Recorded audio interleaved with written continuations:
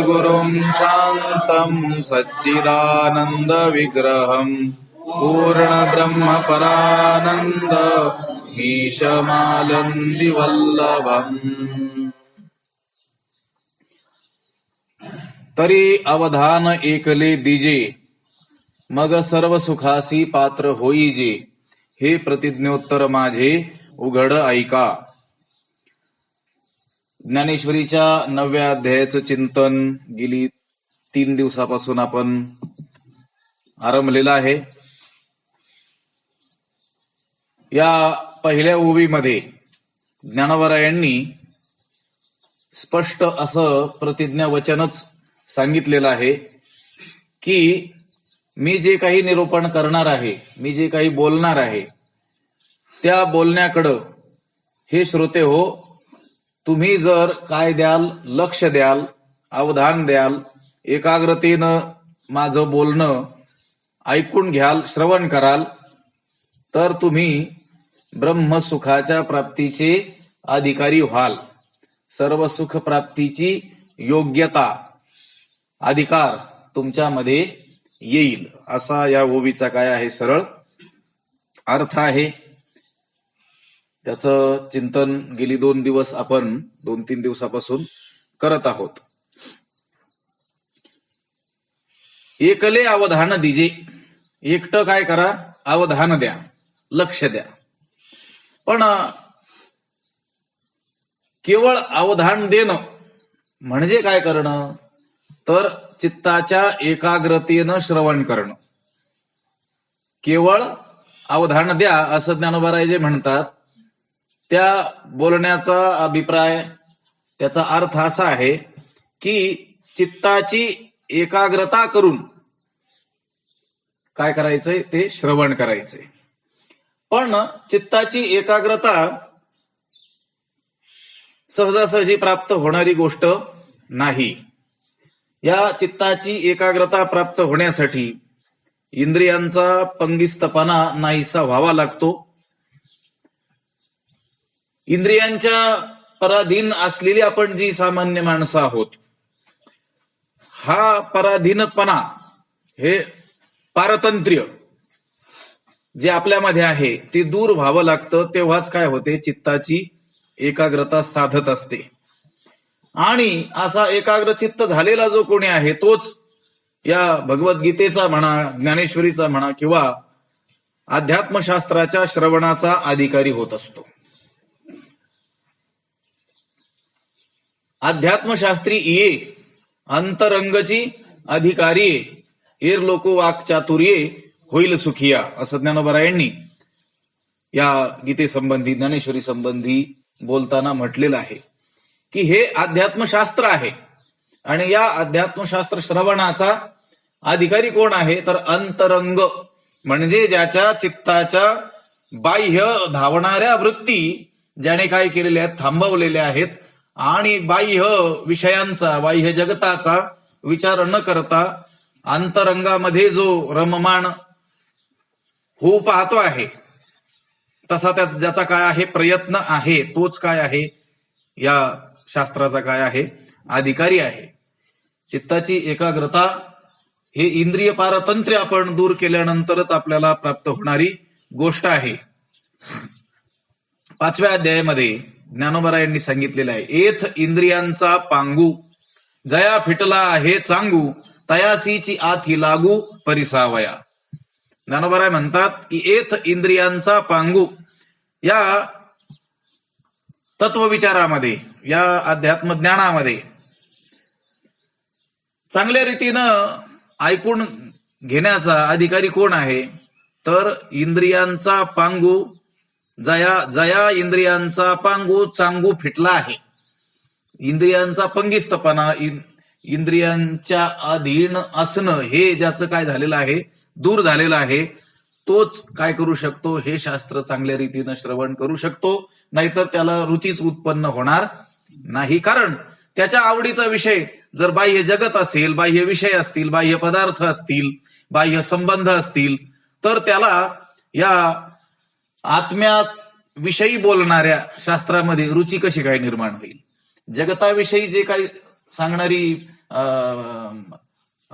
गोष्टी आहेत त्यामध्येच तो काय होईल, रममाण होईल. जसं नाटक आहे, काव्य आहे, मनोरंजन, आपण ज्याला मनोरंजनाची काय म्हणतो, माध्यम म्हणतो, साधन म्हणतो, त्यामध्येच ज्याला अजून काय येत आहे, रस येतो आहे, रुची त्याला वाटते आहे, त्याला ह्या शास्त्र श्रवणाकडे सहसा त्याची प्रवृत्ती होणारच नाही. आणि जरी बळेच तुकोबाराय म्हणतात तसं बळ त्याला कथेला आणून जरी बसवलं तरी निद्रा घे लोडाशी टेकून या, तो असं पाठीमाग काय करतो, टेकून काय करतो, झोप घेतोय, जरी बळ त्याला हरिकथेला आणलं तरी देखील. म्हणजे त्याला रुची त्यामध्ये उत्पन्न होणार नाही. रुची कोणाला उत्पन्न होईल, ज्याने इंद्रिय अधीनपणा काय केलेला आहे, दूर केलेला आहे. इंद्रियांची दिने आम्ही केलो नारायणे, तुकाराम महाराज जे हे वचन सांगतात तो त्यांचा अनुभव नाही, आपल्या अनुभवाचा अनुवाद त्यांनी केलेला आहे की इंद्रियाधीन झालो देवा, मी इंद्रियांच्या अधीन झालेलो आहे. इंद्रिय जे जे म्हणती ते तेची जे पुरुष करती, ते तरलीची न तरती विषय सिंधू. जे इंद्रियन कानामनाशी अंगा मनाशी रुचावे आणि येतुलेनी कृत्य ना ठेवे, जो करण्याची नावे भलतेची करी. एखादी गोष्ट आवडली की ती योग्य आहे की अयोग्य आहे, आपल्या हिताची आहे की अहिताची आहे, आपलं कल्याण करणारी आहे की आपला नाश करणारी आहे, याचा विचार न करता केवळ आवडली की ती गोष्ट करायचीच, असा जो पुरुष असेल इंद्रियांच्या स्वाधीन झालेला, त्याला हे शास्त्र श्रवण करण्यामध्ये रुची, गोडी, आवड उत्पन्नच होणार नाही, त्याच्या चित्ताची एकाग्रताच होऊ शकत नाही.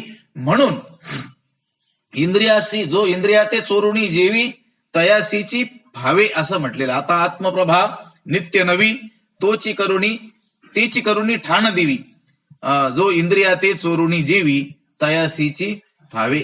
या इंद्रियांना चोरून, लक्षात आलं का, या इंद्रियांना न सांगता जो काय करतोय, याचं सेवन करतोय, त्यालाच काय होईल, त्याची प्राप्ती होईल.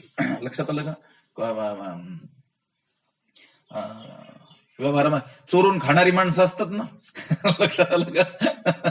एकटं वारीला वगैरे गेले की घरून लाडू चिवडा घेऊन जातात लोक, की रस्त्याने मग जेवणाची व्यवस्था व्यवस्थित होईल की नाही, त्या दिंडीमध्ये पंक्ती वेळेवर होतील की नाही, आपल्याला पचेल रुचेल असं जेवण मिळेल की नाही, मग आपण काय करायचं, घेऊन जायचं, असं घेऊन जातात लोक.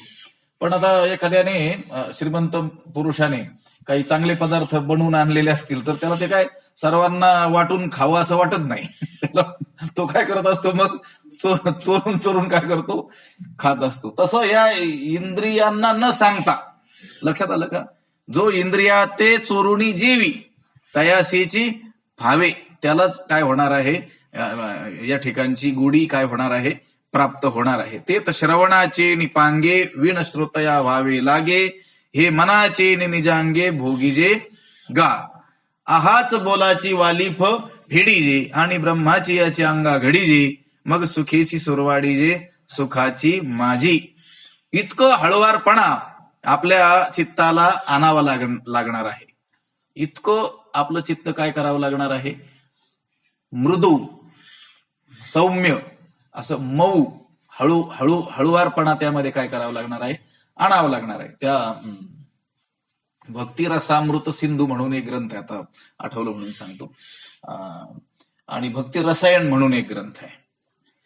भक्तीला स्वतंत्र शास्त्र मानणारे जे लोक आहेत त्यांनी या चित्ताचा सूक्ष्म असा काय केलेला आहे, विचार केलेला आहे. भक्तीची व्याख्या सांगताना, भक्तीचं स्पष्टीकरण करताना त्यांनी काय केलेलं आहे, सांगितलेलं आहे. सर्वेशे मनसोवृत्तीर भक्तिरित्य विधीयते. त्या मागच्या पुढचाच असा श्लोक आहे. त्यांनी सांगितलं आपल्या चित्ताला या संसाराच्या सानिध्यात राहिल्यामुळं काठिण्य प्राप्त झालेलं आहे. मग आपलं चित्त जर कठीण असेल तर ते भगवंताचा आकार धारण कसं काय करील. मग त्यांनी उदाहरण दिलं लाखेचं. लाख नावाचा जो पदार्थ आहे त्याला काय करावं लागतं, तापवावं लागतं. आणि ती तापवल्यानंतर जी मूर्ती आपल्याला बनवायची आहे, जो आकार आपल्याला हवा आहे, त्या साच्यामध्ये काय केलं जातं, ते पातळ झालेलं द्रव त्याच्यामध्ये काय केलं जातं, ओतल्या जातं. जसं आता पितळाची मूर्ती सोन्याची मूर्ती, आपण ओतीव पदार्थ ज्याला म्हणतो त्या धातूचे, त्या धातूला काय केलेलं असतं त्यांनी आधी पगळवलेलं असतं उष्णतेच्या माध्यमातून, आणि मग त्या साच्यात ओतून त्याला हवा तो आकार दिला जातो. मग आपल्या चित्ताने जर भगवंताचा आकार धारण करावा असं वाटत असेल तर ते चित्त कसं झालेलं आहे म्हटले, अत्यंत कठीण झालेलं आहे. ती लाख असते ना, अत्यंत कठोर असते लाख नावाचा पदार्थ, आणि त्याला गरम केलं की तो काय होतो, अत्यंत पातळ असा होतो. मग हे चित्त आपल्याला काय करायचंय, पातळ बनवायचंय म्हटले. मग कशाने, या भक्तीच्या माध्यमातून, भगवंताच्या लीला गुण श्रवण करण्याच्या माध्यमातून, भगवत सेवेच्या माध्यमातून ते चित्त काय होणार आहे, असं द्रवरूप धारण करणार आहे, द्रवरूपता धारण करणार आहे. आणि मग आपल्याला ते चित्ताला भगवंताचा काय देता येईल, आकार देता येईल. गोष्ट काय आहे, हे चित्त कठीण का झालं तर ते त्यांनी तिथं वर्णन केलेलं आहे की विषयांच्या सानिध्यात आल्यामुळं चित्ताला काय येतो, कठोरपणा प्राप्त होत असतो. या जगताचा ज्या वेळेस आपण विचार करतो त्यावेळेस आपलं चित्त काय होत असतो, कठीण होत असतं, कठोर होत असतं. ते मृदूपणा त्याला राहत नाही, हळुवारपणा त्याला राहत नाही.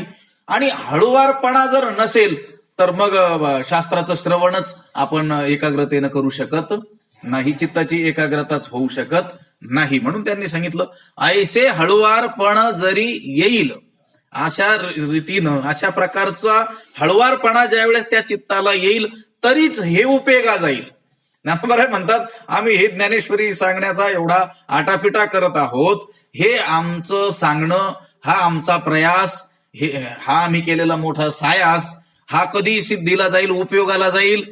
असा हळुवारपणा तुम्ही चित्ताला आणून जर ते श्रवण केलं तर, नाहीतर तुमचं चित्त तुम्ही त्या विषय चिंतनामुळं, जगत चिंतनामुळं तसं कठोर झालेलं तसंच ठेवलं, आणि मी तुम्हाला जीव ओतू जरी सांगू लागलो तर तुका म्हणे मेलो सांगता सांगता आमची मरायची वेळ आली असं होईल. म्हणून ते म्हणतात, ऐसे हळुवारपण जरी येईल तरीच हे उपयोगा जाईल, नाहीतर मग एरवी आगवी गोठी होईल मुकया बहिर्याची.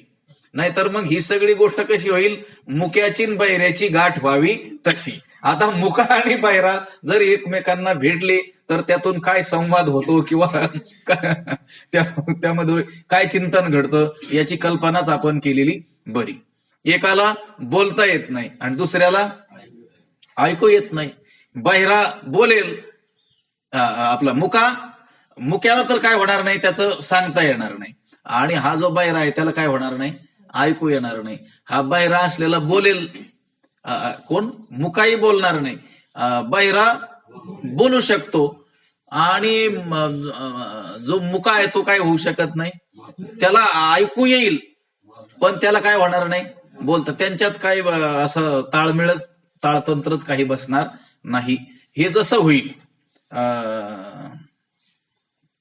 तुका म्हणे येर येरा जे विच्छिन्न, ते एक गमतीचा एक अभंग त्यांनी कानडीने केला, मराठा भ्रातार एकाचे उत्तर एका नाही. असं नाही लक्षात आलं का, एखाद्या कन्नड स्त्रीनं, कर्नाटकातील स्त्रीनं, जिला मराठी भाषेचं काही ज्ञान नाही, तिनं काय केलं, मराठी नवरा केला, ज्याला फक्त मराठीच भाषा येते, कन्नडीचा काही संबंध नाही. तर मग त्यांच्यात जसा संवाद होईल किंवा त्यांच्यात जसं होईल तसं होऊन जाईल. म्हणून चित्ताला हळुवारपणा आणणं हे श्रवणामध्ये अतिशय महत्वाची असलेली काय आहे, गोष्ट आहे. पण तो चित्ताचा जो हळुवारपणा आहे तो कसा असावा हे पाहण्यासाठी आपल्याला ज्ञानेश्वरीच्या पहिल्या अध्यायात जावं लागणार आहे. त्या ठिकाणी चित्ताच्या हळुवारपणाविषयी ज्ञानोबरायांनी अगदी सुरुवातीलाच निर्देश केलेले आपल्याला आढळून येतात. जैसे शारदीयेचे चंद्रकळे माझी अमृतकन कोवळे, ते वेचिती मने मवाळे चकोर तलगे. हा दृष्टांत त्यांनी दिलेला आहे. जैसे शारदीयेचे चंद्रकळे, ज्याप्रमाणे शरद ऋतूमध्ये ह्या चंद्राची जी किरणं आहेत आणि त्या चंद्र किरणांमध्ये जे अमृतकण आहेत, कोवळे कोवळे असलेले अमृतकण, कुठं, चंद्राच्या किरणामध्ये. कधी, शरद ऋतूमध्ये. शरद ऋतूमध्ये चंद्राच्या किरणांमध्ये असलेले जे कोवळे कोवळे अमृताचे कण आहेत, ते अमृतकण ते वेचिती मने मवाळे चकोर तलगे, चकोर पक्ष्यांची पिलं ते अमृतकण, ते कोवळे अमृतकण, ते शरद ऋतू मधल्या चंद्राच्या किरणामध्ये असलेले कोवळे कोवळे अमृतकण, चकोर पक्ष्यांची पिलं, मवाळे मने वेचिती, अत्यंत मवाळ मनाने काय करतात, त्याचं ते ग्रहण करतात. अतिशय हळुवारपणाने त्याचं काय करतात, ते ग्रहण करतात. त्या चंद्रामृताचं सेवन करण्याची क्षमता आपल्या मानवामध्ये नाही आहे.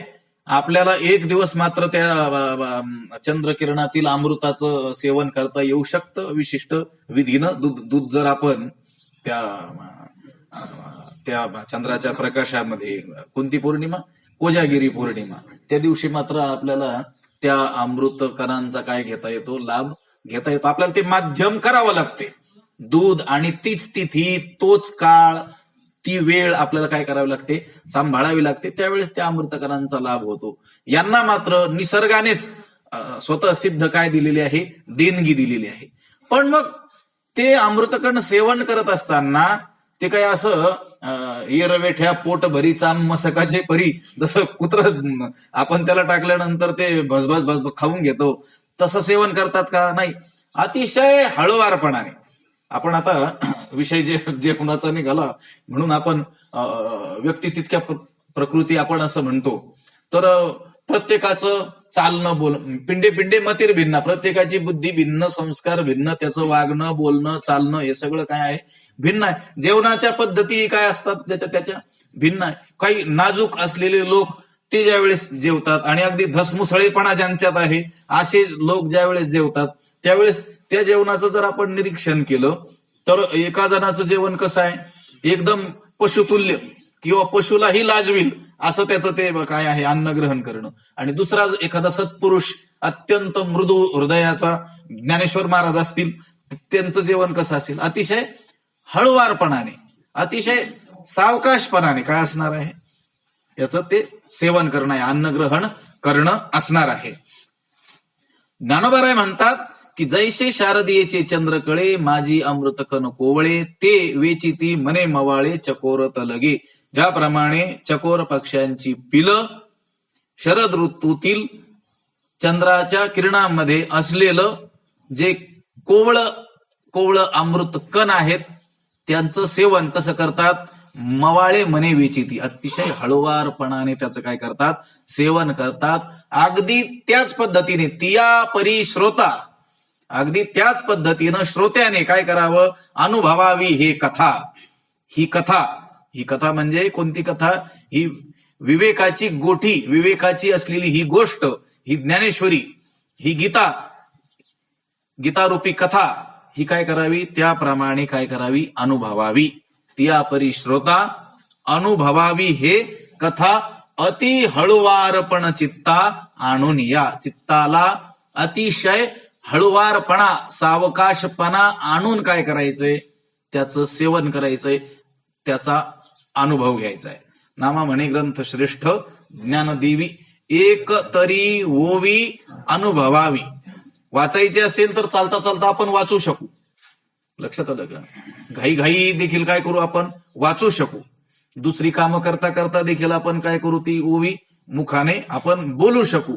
पण ती अनुभवायची असेल तर ते म्हणतात तिया परी श्रोता अनुभवावी हे कथा, अति हळुवारपण चित्ता आणोनिया. अतिशय हळुवारपणा, अति शब्द वापरलेला आहे, अति हळुवारपण चित्ता आणोनिया. चित्ताला अतिशय हळुवारपणा आणून काय करायचं आहे, हे भगवान आणि अर्जुनाचं जे संवाद सुख आहे ते भोगायचं आहे, त्याचा काय करायचं आहे, अनुभव घ्यायचा आहे. हे शब्दे विण संवादीजे, इंद्रिया नेणता भोगीजे, बोला आधी झोंबीजे प्रमेय असे. तिथल्याच त्या ओव्या आहेत पहिल्या अध्यायामध्येच. कारण ज्ञानोबारायांनी अगदी ज्ञानेश्वरीचा आरंभ केला, काही नमन केली श्री गुरूंना, शारदेला, गणेशाला, आणि पुढे लगे महाभारताचं काही वर्णन केलं. आणि हे शास्त्र कसं श्रवण केलं जावं याचे निर्देश पहिल्याच अध्यायात काय केलेले आहेत, देऊन ठेवलेले आहेत. जसं आता आपण 9व्या अध्यायाच्या चिंतनाला आरंभ केलाय, पण पहिल्याच ओवीचं चिंतन आपण विस्ताराने पाहू लागलेलो. याचं कारण असं आहे की पहिलीच ओवी जी आहे त्यामध्ये काय सांगण्यात आलेलं आहे, एकले अवधान दिजे, एकटं काय करा, मला लक्ष द्या, मग तुम्ही सर्व सुखाला काय व्हाल, पात्र व्हाल. मग जर आपण ज्ञानोबरायांचं हे म्हणणं मानून त्यांच्या वचनावरती विश्वास ठेवून जर त्यांना अपेक्षित आहे असं श्रवण जर आपण केलं तर खरोखरच काय होऊ, सर्व सुखाचे अधिकारी होऊ, सर्व सुखाला प्राप्त होऊ, त्याच्या प्राप्तीची योग्यता आपल्या अंगी येणार आहे. हे शब्दे विण संवादी जे इंद्रिया नेणता भोगी जे, बोला आदी झोंबीजे, प्रमेयासी जैसे भ्रमर परागू नेती, परी कमळ दळे नेणती, तैसी परी आहे सेविती ग्रंथी ये. अजून एक उदाहरण दिलं त्यांनी, जैसे भ्रमर परागू नेती, परी कमळ दळे नेणती. कमळामध्ये, कमळदळामध्ये काय असतो, काय असतात, परागकण असतात, आणि त्यांचं सेवन कोण करतात, भुंगे करतात. लक्षात आलं का? आपण पाठीमाग अनेक वेळेस याचा विचार केलेला आहे ना, याच्या पुढे येणारच आहे 9व्या अध्यायातच, का कमलकंदा आणि दरदुरी नांदणूक एकेजी, परागू सेमीजे भ्रमरी येराची खोलूची उरे. कमळ कुठं उगतं, चिखलामध्ये. पंकज हे कमळाचं काय आहे नाव, पंके जात हा पंकज, पंक म्हणजे चिखल, आणि त्याच्यात जन्मत त्याला काय म्हटलं, कमळ, कमळ म्हटलेलं, पंकज म्हटलेलं आहे. आणि त्याच्यामध्ये काय असतात, छोटे छोटे परागकण असतात, आणि त्या परागकणांचं सेवन कोण करत असतं, भुंगे करत असतात. पण ते भुंगे ते परागकण सेवन करत असताना त्या कमळाला देखील माहीत होऊ देत नाहीत. त्या 13व्या अध्यायामध्ये ज्ञानी पुरुषाची काही लक्षणं सांगत असताना त्या पाय ठेवी ती हळूवार, अतिशय हळुवारपणे काय करतात, त्या कमळावरती पाय ठेवत असतात. एकदमच जाऊन असं गपकन ते बसत नाहीत. त्या कमळाला कुठल्याही प्रकारची इजा होऊ नये, त्याला काही दुःख होऊ नये, आपल्या त्या जाण्यानं त्याला काही पीडा होऊ नये याची दक्षता घेतात. कोण, ते भुंगी आलेले असतात, ते परागकण सेवन करण्याकरता. पण ते सेवन करत असताना अतिशय हळुवारपणे येऊन अतिशय हळुवारपणे त्या परागकणांचं काय करत असतात, सेवन करतात. त्या कमळदळालाही त्याची माहिती होत नाही. जैसे भ्रमर परागू नेती, भ्रमर येतात, परागकण घेऊन जातात, परी कमळ दळे नेणती, तैसी परी आहे सेविती ग्रंथी ये. त्याप्रमाणे या ग्रंथाचं काय करायचं आहे, सेवन करायचं आहे, याचा काय करायचा आहे, अनुभव घ्यायचा आहे. का आपला ठाव न सांडिता, आलिंगीजे चंद्रू प्रगटता, हा अनुरागू भोगिता कुमुदिनी जाणे. आपला ठाव न सांडिता, आपलं ठिकाण न सोडता देखील या चंद्राचं आलिंगन कोण करत असतं, का आपला ठाव न सांडिता, आलिंगीजे चंद्रू प्रगटता, हा अनुरागू भोगिता कुमुदिनी जाणे. हे कुमुदिनी चंद्र काय आहे, कमळदळ काय करत असतं, त्या आपली जागा न सोडता देखील काय करतं, त्या चंद्राला काय करत आहे, आलिंगन ज्याप्रमाणे देत आहे. का आपला ठाव न सांडिता, आलिंगीजे चंद्रू प्रगटता, हा अनुरागू भोगिता कुमुदिनी जाणे. हा अनुराग, हे प्रेम कोण जाणतंय, ती कुमुदिनीच काय करते, जाणते.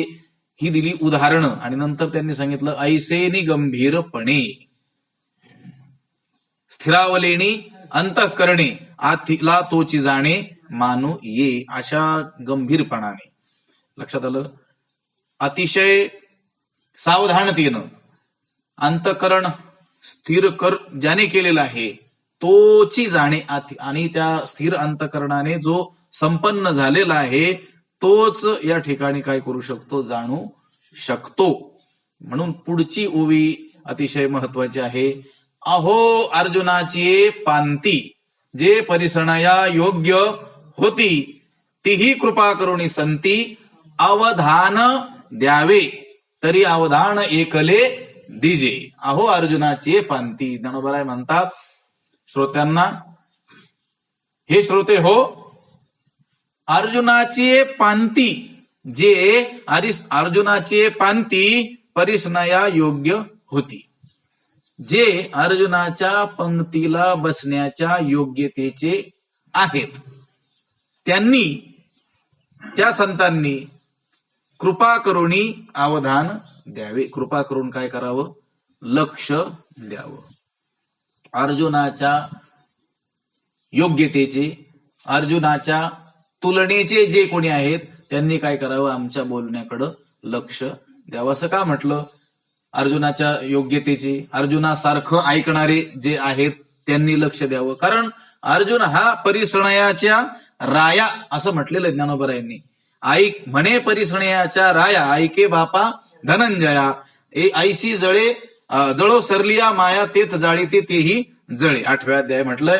8व्या अध्यायामध्ये म्हणे परिसणयांच्या राया, राजा आहे अर्जुन. कोणाचा? त्या हस्तिनापुराचा वगैरे तो होताच, पण ज्ञानोबराय इथं जे सांगतात, ऐकणारांचा काय आहे तो राजा आहे, श्रोत्यांचा काय आहे तो राजा आहे, सावधानतेनं शास्त्र श्रवण करणाऱ्यांचा, ग्रहण करणाऱ्यांचा काय आहे तो राजा आहे. लक्षात आलं का? म्हणून असा जो अर्जुन श्रोत्यांचा राजा असलेला, सावधानतेनं ऐकून घेणाऱ्यात प्रथम क्रमांकाचा असलेला, ज्ञानोबराय म्हणतात त्याच्या योग्यतेचे जे कोणी असतील, त्याच्या तुलनेचे जे कोणी असतील, अर्जुनासारखे जे कोणी असतील, त्यांनी काय करावं, कृपा करून माझ्या बोलण्याकडे काय करावं, लक्ष द्यावं. आणि अर्जुनाच्या तुलनेचे नसतील तर त्यांनी अर्जुनाच्या तुलनेचं व्हावं आणि मग माझ्याकडे काय करावं, लक्ष द्यावं. लक्षात आलं का? नाहीतर मग उठून जावं असं नाही. त्यांनी अर्जुनाची योग्यता आपल्या अंगी आणावी. जो सुमनु आणि शुद्धमती, अनिंदकू अनन्यगती, पैगा गौप्यही तया प्रती चावळी जे सुखे. अत्यंत गुह्य, याच्यातच येईल पुढं, अत्यंत गुह्य रहस्यात्मक असलेली गोष्ट जरी असली, साऱ्या जगापासून जरी लपवून ती ठेवण्यास योग्य असलेली गोष्ट असली तरी देखील अशा माणसासमोर आपण खुशालती सांगावी. कोणत्या माणसासमोर? जो असा असेल, जो सुरुवात काय त्याची, जो सुमनु आणि शुद्धमती, जो अत्यंत शुद्ध मनाचा आहे, शुद्ध बुद्धीचा आहे, अनिंदकू कुणाचीही निंदा न करणार आहे, अनन्य गती केवळ भगवंतालाच काय आहे, शरण गेलेला आहे, अनिंदकू अनन्य गती, असा या 4 गोष्टी. आता ती उभी ज्या वेळेस आपल्या समोर येईल त्याचा विस्ताराने आपण काय करणार आहोत, विचार करणार आहोत. अर्जुनाची पंक्ती जे परिसणया योग्य होती, इथं अर्जुनाच्या पंक्तीला बसण्याच्या जे योग्यतेचे आहेत असं म्हणत असताना अर्जुनामध्ये असलेले जे हे सद्गुण आहेत ते ज्यांच्यात आहेत त्यांनी काय करावं, कृपा करून आमच्या बोलण्याकडं, तीही कृपा करून संती अवधान द्यावे. तरी अवधान एकले दिजे. पहिली ओवी पाठ करून टाका. लक्षात आलं का? ती पाठ व्हायलाच पाहिजे. इतके 3-4 दिवस पाठ होऊनही पाठ होत नसेल तर मग लक्षात आलं का? ज्ञानोबरायांनी अजूनही पुढं अनेक ठिकाणी अशी वर्णनं केलेली आढळून येतात. जैसे बिंब तरी बचकेची एवढे, परिप्रकाशासी त्रैलोक्य ठोकडे, शब्दाची व्याप्ती तेने पाडे अनुभवावी. बिंब, सूर्यबिंब जे आहे, आता सूर्य आकाशात उगवलेला आहे, त्याचं जर माप घ्यायचं असेल तर केवढं आहे ते? या तळ हाता एवढंच आहे. बचकेची एवढी झाकतो की नाही सूर्य? इथून आपण झाकू शकतो की नाही? बिंब तरी बचकेची एवढे, एवढंच दिसतंय, पण प्रकाशासाठी मात्र त्रैलोक्य थोकडे. तीनही लोकांना प्रकाशित करून तो प्रकाश शिल्लकच त्याचा काय आहे, आहेच आहे. लक्षात आलं का? दिसतंय एवढं, बिंबचकेची एवढे, एक तळ हाता एवढंच आहे, पण प्रकाशाशी त्रैलोक्य थोकडे, शब्दाची व्याप्ती तेने पाडे अनुभवावी. त्याप्रमाणे ज्ञानोबराय म्हणतात, ज्याप्रमाणे सूर्यबिंब हे जरी तळ हाता एवढंच दिसत असलं तरी त्याचा प्रकाश मात्र या त्रैलोक्यालाही प्रकाशित करून पुरून उरतोय, त्याचप्रमाणे शब्दाची व्याप्ती तेने पाडे अनुभवावी. हे आम्ही बोलणारे आम्ही जे बोलत असलेले शब्द आहेत ना, त्याची जी व्याप्ती आहे, त्याची व्यापकता जी आहे, त्याची विशालता जी आहे, त्या रीतीनंच काय करावी, अनुभवावी. सूत्राची व्याख्या सांगताना सांगितलेलं आहे ना, अल्पाक्षरम असंदिग्धम सारवद विश्वतोमुखम अस्तोभ मणवद्यंच सूत्रम सूत्रविदो विदुहू. पूर्वीचे जे ग्रंथ असायचे ते सूत्रमय भाषेत असायचे, अगदी छोटे छोटे. त्या काळात जी जी लोक होती त्यांना तेवढंच सांगणं पुरेसं होतं. लक्षात आलं का? तेवढं सांगण्याने त्यांचं काम होत होतं. पुढं पुढं माणसाची प्रज्ञा काय झाली, कमी कमी कमी कमी होत गेली. त्याची बुद्धीची, त्याच्या स्मृतीची जी एक क्षमता आहे ती काय झाली, कमी कमी होत गेली. आणि मग थोडक्यात जे सांगितलेलं आहे ते कळेनासं झालं, म्हणून त्याचा विस्तार करून सांगावा लागलं. जसं आता गीतेमध्ये किती श्लोक आहेत, 700 श्लोक आहेत. ज्ञानोबरायांनी त्यावर भाष्य करताना किती ओव्या आहेत, 9033 ओव्या आहेत. मग 700 श्लोकाचा विस्तार त्यांना एवढ्या 9033 ओव्यामध्ये करावा लागला. आपण ज्ञानेश्वरी वाचताना आपल्या लक्षात येतं, काही श्लोकावरती एकच ओवी असेल, काहीवर 10 असतील, 20, 100 ओव्यापर्यंत एका एका श्लोकाचा काय करावा लागला, विस्तार करावा लागला. म्हणजे त्या श्लोकातलाच असलेला, दडलेला, गुप्त असलेला अर्थच काय करावा लागला, प्रकट करावा लागला. म्हणजे त्याच्यात तो अर्थ होताच, त्याच्यात तो अर्थ आहेच. लक्षात आलं का? मी सांगतोय, सूत्रमय पद्धतीनं लिहिलेले पूर्वीचे ग्रंथ होते.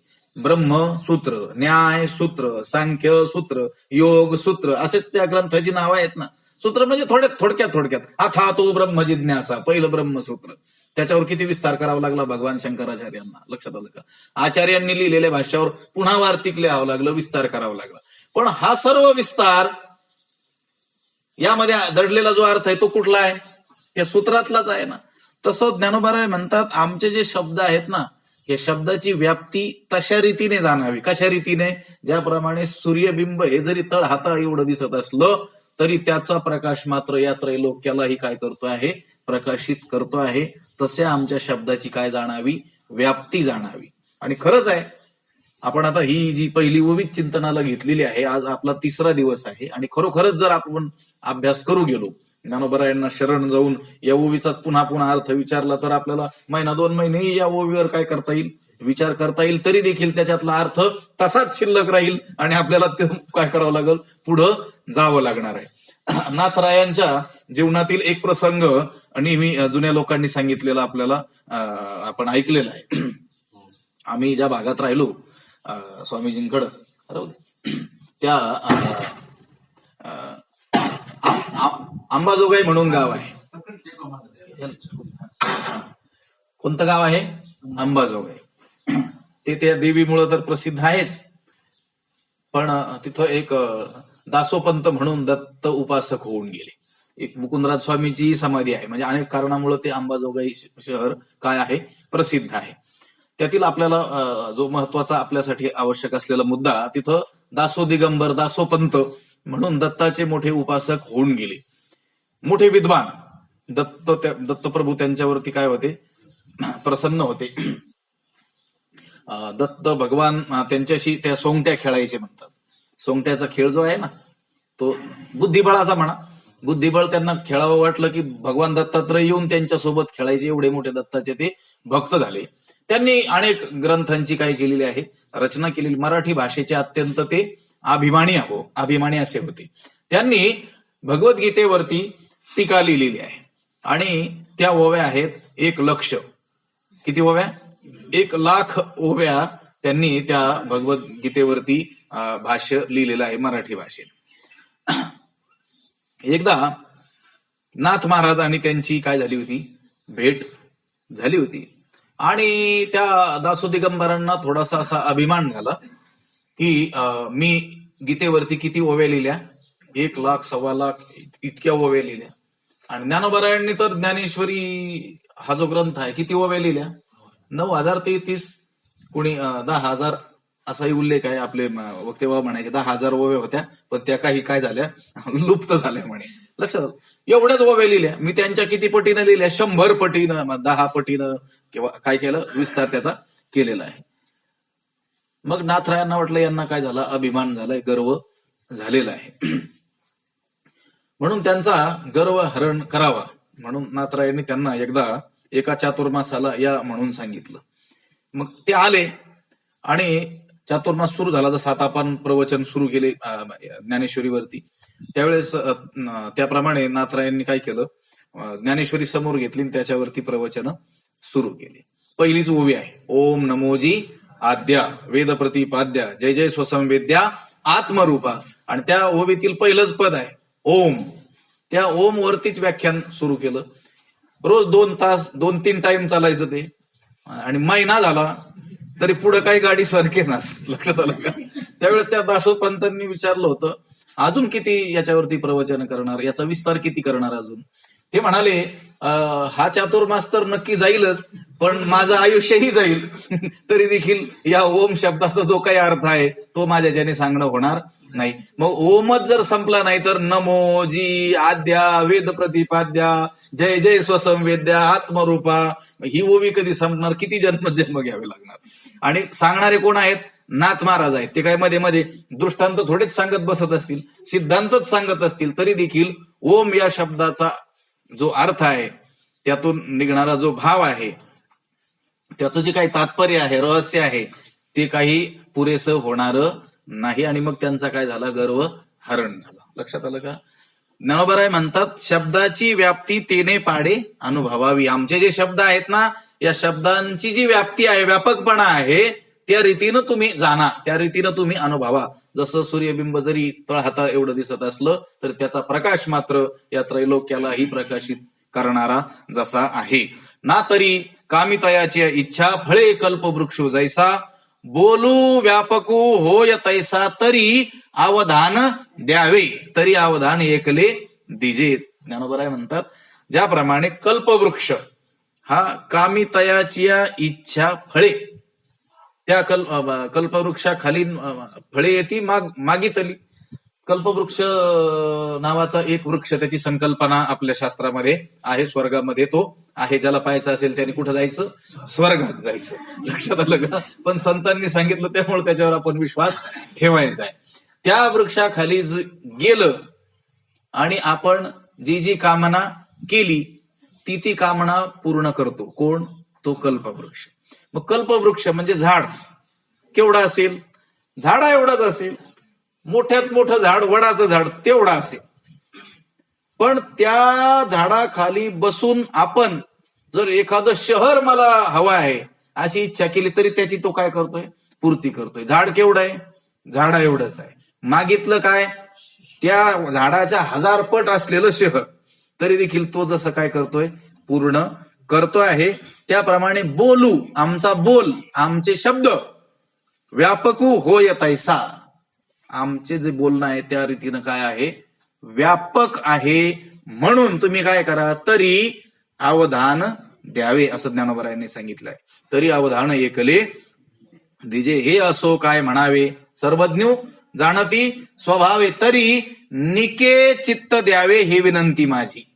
ज्ञानोबराय म्हणतात की हे अजून काय सांगावं? तुम्ही सर्वज्ञ असलेले जे श्रोते आहात ते तुम्ही जाणता, पण माझी विनंती मात्र एवढीच आहे की तुम्ही माझ्या बोलण्याकडे चित्त द्या. पण कसं चित्त द्या? निक. लक्षात आलं का? म्हणजे निर्मळ, त्याच्यात दुसरा विषय नसला पाहिजे. ज्या चित्ताने दुसरं चिंतन केलं जात नाही असं निर्मळ असलेलं चित्त तुम्ही माझ्याकडं द्या, अशी माझी काय आहे? विनंती आहे. याची लागी माझे विनविले ऐकिजे, तरी अवधान दिजे सज्जनी तुम्ही, असं देखील 11व्या अध्यायामध्ये म्हटलेलं आहे की माझी जी विनंती आहे ती तुम्ही काय करावी? ऐकावी, आणि तुम्ही सज्जनांनी माझ्या बोलण्याकडे काय करावं? लक्ष द्यावं. याची लागी माझे विनविले ऐकिजे, तरी अवधान दिजे सज्जनी तुम्ही, तरी अवधान एकले दिजे. आता एवढ्या ज्या आपण ओव्या पाहिलेल्या आहेत, या सर्व ओव्यामध्ये ज्ञानेश्वर महाराज श्रोत्यांना अवधान देण्याविषयी बोलतात. ज्ञानेश्वरीत जे अनेक विषय आहेत त्यातील हा एक विषय आहे की ज्ञानोबराय त्यांच्या समोर असलेल्या श्रोत्यांना आपल्या बोलण्याकडं काय करा? अवधान द्या, असं बोलत आहेत. याचा विचार आपण थोडक्यात केलेला आहे. अजून ज्ञानेश्वरीत आलेले जे विषय आहेत की भगवंत अर्जुनाला अवधान देण्याविषयी बोलतोय, तो विषय काय आहे? वेगळाच आहे. लक्षात आलं का? इथं फक्त ज्ञानोबराय नेवासे गावी त्यांच्या समोर असलेल्या श्रोत्यांना अवधान देण्याविषयी बोलतात. त्याचाच विचार आपण 3 दिवसापासून करतो आहोत. लक्षात आलं? अजून काही विषय राहिलेला आहे. लक्षात आलं का? पण आणि भगवंत अर्जुनाला पुन्हा पुन्हा म्हणतोय अवधान दे, चित्त दे, लक्ष दे, ती तर गोष्ट काय आहे वेगळीच आहे. जसे जसे प्रसंग पुढे येतील ते प्रसंगोपात आपण त्याचा विचार काय पुढं करणारच आहोत. इथं त्याचा अधिक विस्तार नको म्हणून त्याचा विचार आपल्याला करायचा नाहीये. इथं विषय काय आहे, ज्ञानोबाराय श्रोत्यांना, त्यांच्या समोर बसलेल्या, ज्ञानेश्वरी सांगत असताना त्यांच्या समोर बसलेल्या श्रोत्यांना आपल्या बोलण्याकडे अवधान द्या, याविषयी जे बोललेले आहेत ज्ञानेश्वरीमध्ये त्याचाच आपण काय केलेला आहे आता विचार केलेला आहे. जे सात्विकाचे वडपे गेले आध्यात्मिक खरपे, सहजे निडारले वाफे चतुर चित्ताचे, वरी अवधानाचा वाफसा. या जमिनीमध्ये तुम्हाला काही पेरायचं असेल, बीज लावायचं असेल तर त्या जमिनीमध्ये काय हवा आहे, वापसा. लक्षात आलं का? मध्ये मध्ये वापसाच राहिला नव्हता पाऊस सतत पडल्यामुळं. वापसेची काय आहे अत्यंत आवश्यकता आहे. ज्ञानोबाराय म्हणतात की कोणता वापसा पाहिजे इथं, अवधानाचा वापसा. लक्षात आलं का? तुमचं एकाग्र चित्त करून श्रवण करणं हाच काय आहे, वापसा आहे. आणि असा वापसा असेल सोन्यासारखा आहे ना, वरी अवधानाचा वापसा लाधला सोनया आहेसा, अगदी सोन्यासारखा वापसा लाभला असेल, लाभला आहे म्हणून पेरावया दिवसा श्री निवृत्तीशी. पेरणारे शेतकरी कोण आहेत, निवृत्तीनाथ आहेत. आणि त्या पेरण्याविषयी त्यांना अत्यंत आवड निर्माण झाली. का निर्माण झाली? सोन्यासारखा वापसा लाभला म्हणून. कोणता वापसा? अवधानाचा वापसा. पेरणारे कोण आहे? निवृत्तीनाथ आहे. शेतकरी पेरणी करत असताना तो पेरणाराही हवा आहे, त्याला ते बैल, त्याचं आऊत, ती पेरणी यंत्र, ते चाड, बीज, या सर्व गोष्टी हव्या आहेत. त्याबरोबर जमिनीतला वापसा. लक्षात आलं का?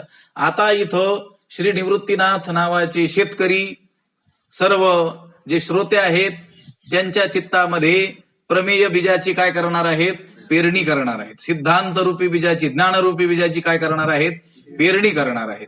शेतकरी कोण आहेत? निवृत्तीनाथ महाराज. वापसा काय आहे?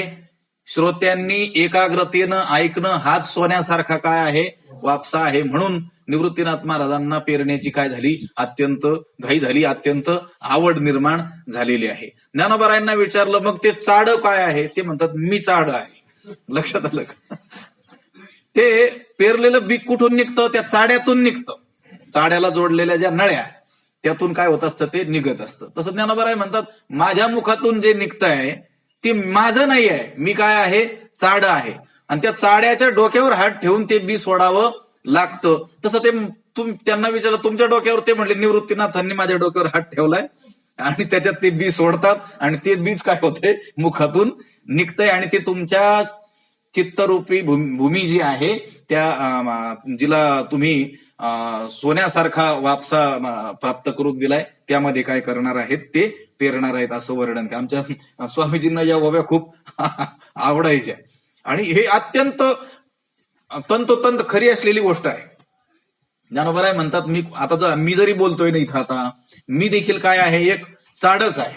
लक्षात. ज्ञानदेव म्हणे मी चाडे, सद्गुरूंनी केले पुढे, केले कोडे, माथा हात ठेविला ते पुढे, बीजची वाहिले. आता माझ्यासारखा एक सामान्य मनुष्य देखील जरी बोलतोय तरी मी देखील एक काय आहे, चाडच आहे. आणि मग या चाड्यातून निघणारं बी कोणी सोडलंय, ते शेतकऱ्याने सोडलंय. कोणत्या शेतकऱ्याने? आमच्या श्री गुरु रूपी शेतकऱ्याने त्यातून काय सोडलेलं आहे, बीजाची वाहिले. महत्वाची गोष्ट आपल्याला या ओव्यामधून पाहायची आहे, अवधानाचा वापसा. जमीन कितीही सुपीक असेल, तुमच्याकडे कितीही उत्तम प्रकारचं बीज असेल, पेरणारा कितीही कुशल शेतकरी असेल, तुमच्याकडं चाड पार सागाच्या लाकडाचं जरी केलेलं असेल, पण जमिनीत वापसाच नसेल तर पेरणी होऊ शकत नाही. त्याप्रमाणे ज्ञानोबाराय म्हणतात माझ्यासारखं चाड आहे, निवृत्तीनाथ महाराजांसारखे कुशल पेरणारे आहेत, ज्ञानरूपी बीज आहे, तुमची चित्तरूपी काय आहे, भूमी आहे, पण त्याच्यात जर वापसाच नसेल तर पेरता येणार नाही. म्हणून सोन्यासारखा वापसा लाभला पाहिजे. म्हणून येणे मुखे जे जे निगे, ते संतांच्या हृदय साचची लागे, हे असो सांगो श्रीरंगे बोलिले जे. म्हणून ज्ञानोबाराय म्हणतात माझ्या मुखातून जे जे निघतंय ते काय होतंय, संतांच्या हृदयामध्ये जाऊन ठसत आहे, संतांचं हृदय त्या गोष्टीचा काय करता आहे, स्वीकार करत आहे. कारण मला सद्गुरूंनी काय केलेलं आहे, कोड केलेलं आहे. अवधानाचा सोन्यासारखा वापसा मात्र अत्यंत काय आहे, आवश्यक आहे. परी ते मनाच्या कानी ऐकावे. हे जे बोल आहेत ते कसे ऐकावे, मनाच्या कानी ऐकावे. सर्वांगाचे मनाचे अंतकरणाचे कान करून ऐकावे. बोल बुद्धीच्या डोळा देखावे. हे साठोवाटी घ्यावे चित्ताचे. साठोवाटी, साठलोट शब्द आहे आपल्याकडे, ज्ञानेश्वरी साठोवाटी शब्द आलेला आहे. म्हणजे एक देणं, एक वस्तू आणि एक घेणं. तर ज्ञानोबराय म्हणतात हे आमचे असे व्यापक असलेले, सखोल असलेले, समुद्राहोणी खोल अर्थभरीत असे जे बोल आहेत ते तुम्हाला आम्ही देणार, पण आम्हाला काहीतरी दिलं पाहिजे. काय दिलं पाहिजे, चित्ताची या साठोवाटी घ्यावी. चित्ताच्या मोबदल्यात हे दिलं जाईल. तुमच्याकडून आम्हाला काय हवं आहे, तरी अवधान एकले दिजे. काही दक्षिणा, दान दक्षिणा वगैरे नाही पाहिजे. काय पाहिजे, चित्त दिलं पाहिजे. लक्षात आलं काय. परी ते मनाच्या कानी ऐकावे. बोलबुद्धीचा डोळा देखावे. हे साठोवाटी घ्यावे चित्ताची या अवधानाचे हाते नियावे हृदय आतोते. हे रिझवतील आईनी ते सज्जनांचे. आणि अवधानाच्या हातांनी हृदयारूपी घरामध्ये ते घेऊन जायचं. लक्षात आलं. आपण काही वस्तू आपल्याला सापडली, मिळाली, आणली तर ती हाताने उचलून आपण काय करत असतो, घरात आणून ठेवत असतो. तसं ज्ञानोबराय म्हणतात हे आमचे शब्द, हे जे ज्ञान आहे तुम्ही काय करायचंय, अवधानाच्या हाताने घ्यायचंय. एकाग्रतापूर्वक ऐकणं हेच जणू कोणी हात, आणि त्या हाताने हे आमचं बोलणं घेऊन काय करायचंय, हृदयाच्या आतमध्ये नेऊन ठेवायचं आहे. जे हे स्वहिता ते निवविती, परिणामा ते जीवविती, सुखाची वाहती लाखोली जीवा. हे स्वहिता ते निवविती, परिणामा ते जीवविती. या ओवीमध्ये ज्ञानोबरायांनी महत्वाचा सिद्धांत सांगितलेला आहे की हे म्हणजे हे शब्द, आमचे शब्द, आमच्या मुखातून निघणारे जे शब्द आहेत हे तुमचं काय करणार आहेत, परम कल्याण करून देणारे आहेत. असा त्याचा काय आहे, सरळ अर्थ आहे. वेळ आहे का हा.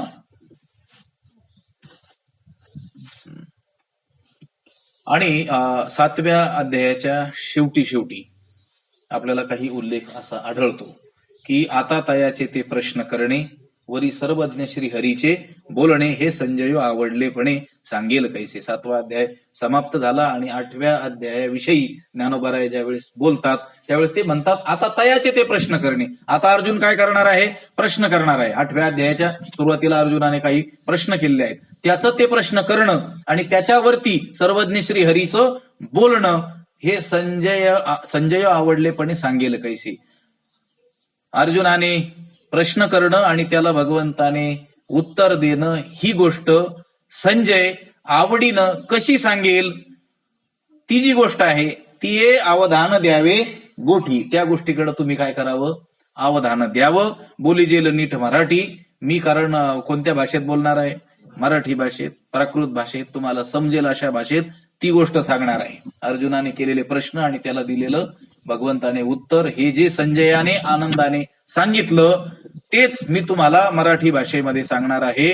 म्हणून तुम्ही काय करावं, ती अवधान द्यावे गुठी. बोली जेल नीट मराठी, जैसी कानाचे आधी दिठी उपेगा जाय. इथंही अवधान द्या असं श्रोत्यांना उद्देशून ज्ञानोबराय म्हटलेले आहेत. हा अवधान देण्याविषयीचा, लक्ष देण्याविषयीचा जो विचार आहे तो मी पुन्हा एकदा सांगतो की ज्ञानोबराय श्रोत्यांना माझ्या बोलण्याकडे लक्ष द्या असं ज्ञानेश्वरी जिथं कुठं वर्णन आलेलं होतं त्याचा आपण काय केलेलं आहे, आतापर्यंत विचार केलेला आहे. या पहिल्या उवीमध्ये देखील ज्ञानोबरायांनी सांगितलं, तरी अवधान एकले दिजे, मग सर्व सुखासी पात्र होईजे.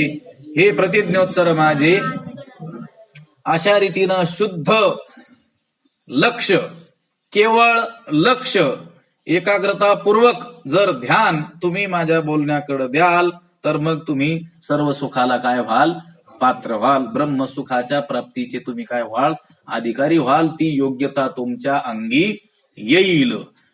हे प्रतिज्ञोत्तर माझे उघड ऐका. हे माझं जे बोलणं आहे, हे माझं जे प्रतिज्ञा वाक्य आहे ते अत्यंत कसं आहे, स्पष्ट असं आहे, उघड असं आहे. मी काल बोलून गेलो, मनुष्यही प्रतिज्ञा करतो, देवाने ही प्रतिज्ञा केलेली आहे आणि संत देखील काय करतात, प्रतिज्ञा करतात.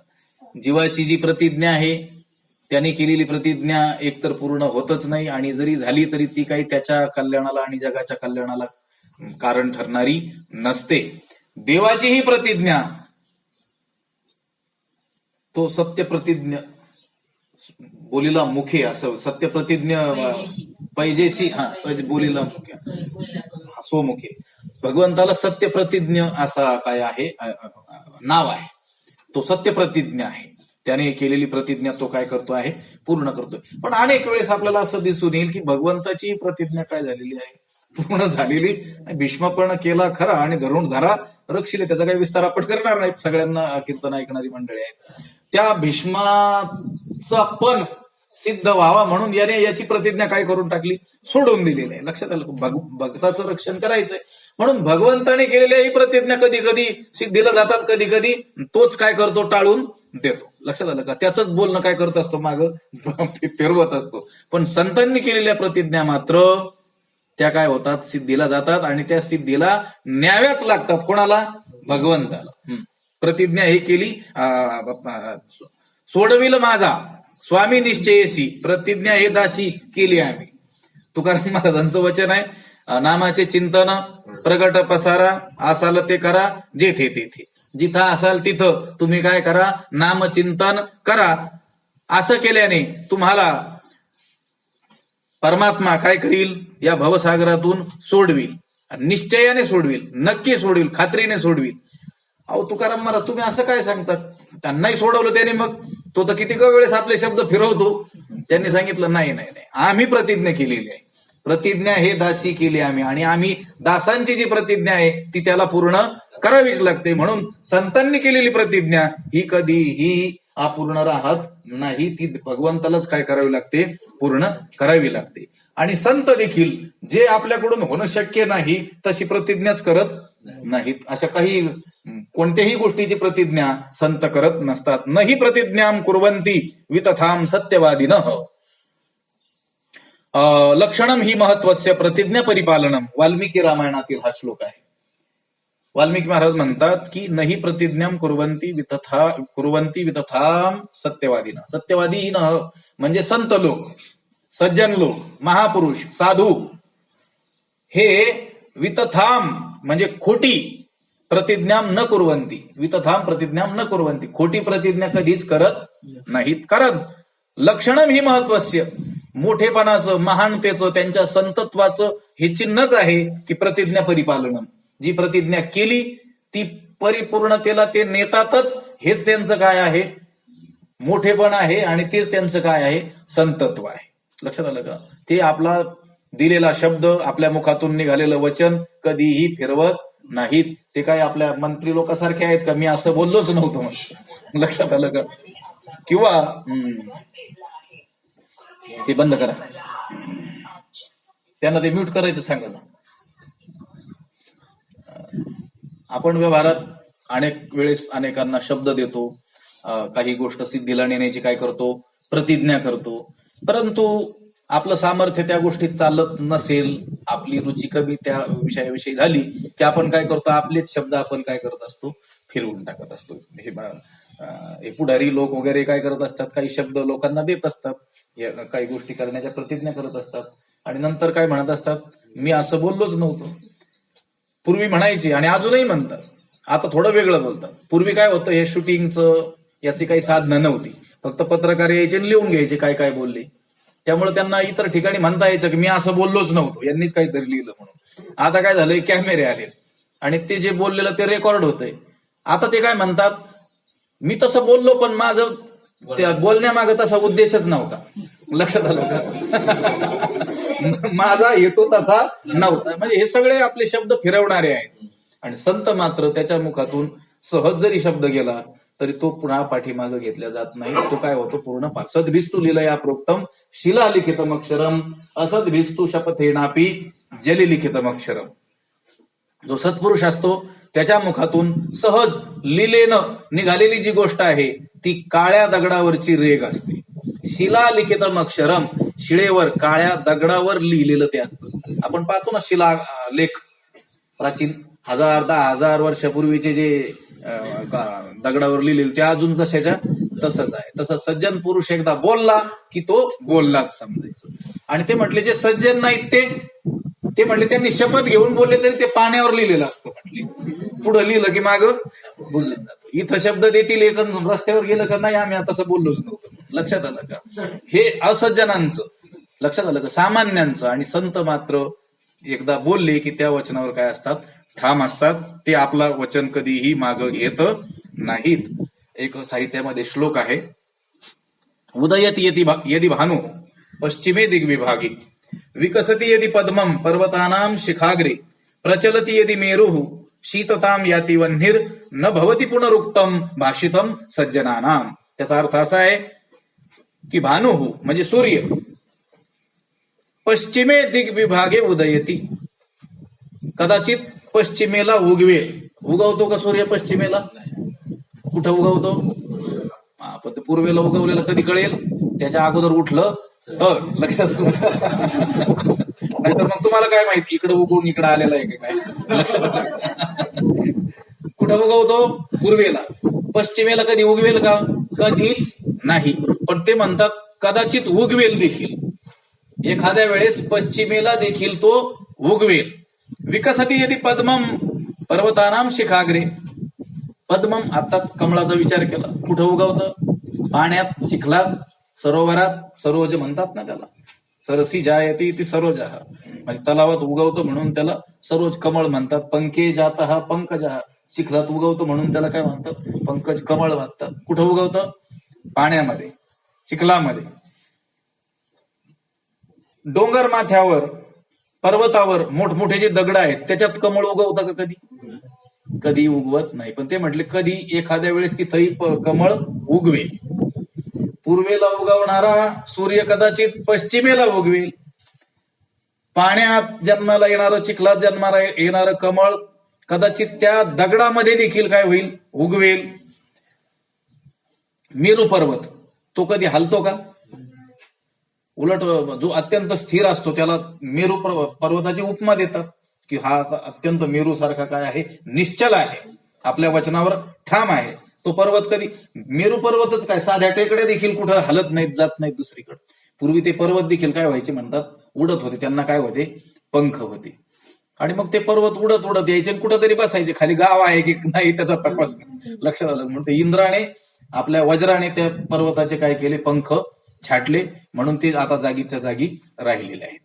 पर्वत हलत नसतो. ते म्हणतात मेरू पर्वत साऱ्या पर्वतात अत्यंत निश्चल असलेला. लक्षात आलं का? तो देखील एखाद्या वेळेस काय होईल? प्रचलती, फिरायला जाईल. लक्षात आलं का? पर्वत देखील फिरायला जाईल. बरं, अग्नी हा उष्ण असतो का थंड असतो? उष्ण. म्हणून तर त्याला अग्नी म्हणतात ना. तेच त्याचं काय आहे? लक्षण आहे. तेच त्याचं काय आहे? स्वरूप आहे. दाहकता आहे. वन्नीचं काय आहे? लक्षण आहे. कधी थंड लागेल का तो? उलट थंडीत त्याचा उपयोग आपण करतो शेकण्याकरिता. ते म्हणतात हा अग्नी सुद्धा कदाचित थंड होईल. म्हणजे ह्या अत्यंत अशक्य असलेल्या गोष्टी आहेत, कधीच न होऊ शकणाऱ्या, पण कदाचित होतील. पूर्वेचा सूर्य पश्चिमेला उगवेल. पाण्यात उगवणारं कमळ पर्वतावर, दगडात उगवेल. तो कधीच कणभर म्हणजे थोडासा देखील तसुभरही न हलणारा मेरू फिरायला निघून जाईल. प्रचलती, अत्यंत उष्ण असणं हे ज्याचं स्वरूप आहे. तो वन्नी देखील कदाचित शीतताम याती, थंडपणा धारण करेल. पण न भवती पुनरुक्तम भाषितम सज्जनानाम. जे सज्जन आहेत म्हणजे संत आहेत, त्यांनी भाषितम बोललेलं पुनरुक्तम न भवती, त्याच्यात काहीही बदल होत नाही.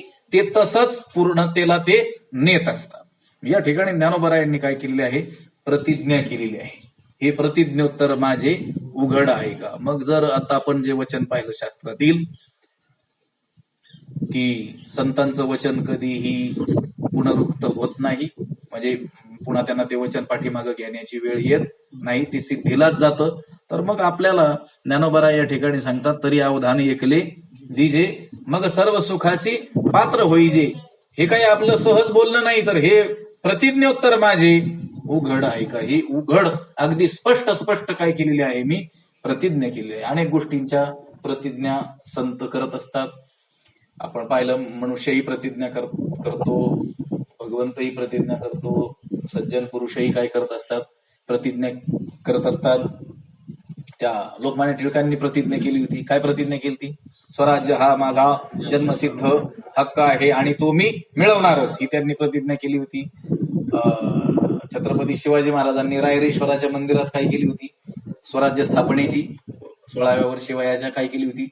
प्रतिज्ञा केली होती. लक्षात आलं का? आणि ह्या प्रतिज्ञा सिद्धीला नेण्यात भगवंतांनी त्यांना सहाय्य केलं देखील, कारण त्या सत्य प्रतिज्ञा होत्या. सत्य संकल्पाचा दाता नारायण या न्यायाने संत देखील प्रतिज्ञा करतात. ज्ञानोबरायांनी या ठिकाणी प्रतिज्ञा केलेली आहे. ज्ञानेश्वरीमध्ये ज्ञानोबरायांनी अनेक वेगवेगळ्या विषयांच्या काय केलेल्या आहेत? प्रतिज्ञा केलेल्या आहेत. भाषेविषयी जर बोलाल तर ते म्हटले, माझा मराठाची बोलू कौतुकी, परी अमृता तेही पायजा जिंके, ऐशी अक्षरे रसिके मिळविन. ही काय केली त्यांनी? प्रतिज्ञाच केलेली आहे. मराठी भाषेसारख्या भाषेमध्ये मी काय करील? बोलेन, आणि कौतुकाने बोलेन, लिलेनं बोलेन, सहजतेनं बोलेन, आणि ते बोलत असताना ही भाषा अशी करून ठेवील की अमृता तेही पैजा जिंके, अमृताशी सुद्धा पैज जिंकणारी ही भाषा मी निर्माण करेन, ऐसे अक्षरे रसिके मिळवीन. ही भाषेविषयी प्रतिज्ञा आहे. तत्वज्ञानाविषयी किंवा सर्वांकडून ते सूक्ष्म असलेलं तत्व ग्रहण करण्याविषयी देखील त्यांनी प्रतिज्ञा केलेली आहे. तेने कारणे मी बोलेन, बोली अरूपाचे रूप दाविण, अतिंद्रिय परिभोगविन इंद्रिय. ही देखील काय केली त्यांनी? प्रतिज्ञाच केलेली आहे. ज्ञानोबराय म्हणतात, त्या कारणामुळे मी बोलणार आहे, आणि माझ्या बोलण्यामध्येच अरूपाचे रूप दावीन. जो परमात्मा कसा आहे? रंग नाही, रूप नाही, नाही वर्ण छाया, असा जो परमात्मा आहे, नामरूप संबंधू, जातिक्रिया भेदू, हा आकाराशीच प्रवादू, वस्तूशी नाही म्हणजे ब्रह्माशी नाही, आकार नाही, नाम नाही, रूप नाही, गुण नाही, असं जे निराकार अरूप असलेलं तत्व, त्याचं देखील रूप तुम्हाला दिसावं माझ्या बोलण्यात, असं मी बोलेन म्हणले. आणि खरोखर ज्ञानोबरायांच्या शब्दामध्ये त्या परमात्म्याच साक्षात काय होतंय? दर्शन होतंय, की जो परमात्मा दर्शनाच्याही पलीकडचा आहे, त्याचं साक्षात दर्शन माझ्या बोलण्यातून मी घडविल, अशी काय केलेली आहे? त्यांनी प्रतिज्ञा केली. अतिंद्रिय ते तत्व कसं आहे? इंद्रियातीत आहे, इंद्रियांनी त्याचं ग्रहण करता येणं शक्य नाही, असं अतिंद्रिय असलेलं तत्व सुद्धा मी इंद्रियांकरवी भोगवीन. लक्षात आलं का? तुमच्या इंद्रियांच्या माध्यमातून तुम्हाला त्या तत्वाचं ग्रहण करता यावं, असं त्या तत्वाला मी बनवेन माझ्या शब्दांच्या माध्यमातून, असं ज्ञानोबरायांनी आपल्या शब्दाविषयी काय केलेले आहे? प्रतिज्ञा केलेली आहे. अशा वेगवेगळ्या प्रतिज्ञा संतांनी केलेल्या आपल्याला आढळून येतात, आणि त्या प्रतिज्ञा सिद्धीला देखील त्यांनी नेलेल्या आहेत. या ठिकाणी ज्ञानोबराय म्हणतात, तरी अवधान एकले दिजे, मग सर्व सुखासी पात्र होईजे, हे प्रतिज्ञोत्तर माझे उघड ऐका. हे श्रोते हो, तुम्ही माझ्या या बोलण्याकडे काय करा? अवधान द्या, एकल अवधान द्या, एकाग्रतेनं तुम्ही माझं बोलणं ऐकून घ्या. मग काय व्हाल? तर सर्व सुखाचे तुम्ही अधिकारी व्हाल, सर्व सुख प्राप्तीची योग्यता, पात्रता तुमच्यामध्ये येईल. हे माझं जे बोलणं आहे हे उघड प्रतिज्ञोत्तर आहे. हे काही सहजतेनं उगत स्तुती करायची म्हणून बोलल्या गेलेलं वचन नाही. हे प्रतिज्ञोत्तर माझे उघड ऐका. पुंडलिक वरदा पंढरीनाथ भगवान